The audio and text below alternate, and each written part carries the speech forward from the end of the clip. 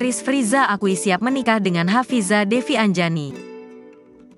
Artis Haris Friza mengaku siap menikah dengan sang kekasih, Hafiza Devi Anjani. Hal ini disampaikan olehnya dalam video yang diunggah Kiai Haji INFOTAINMENT di YouTube baru-baru ini. Kalau kesiapan dari diri sendiri aku juga, insya Allah kalau dibilang sudah siap, siap sih, kata Haris Friza. Hanya saja, pemain tajwid cinta ini masih menunggu kesiapan dari sang pacar. Cuma kan bukan dari akunya doang, kita harus dua-duanya siap, kan nikah nggak segampang mengembalikan telapak tangan, tuturnya.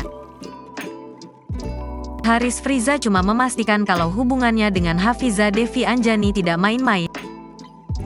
Sedari awal, keduanya sudah berkomitmen buat menjalin hubungan serius. Omongan pastilah, apalagi kita sudah umur segini, kita pacaran nggak main-main.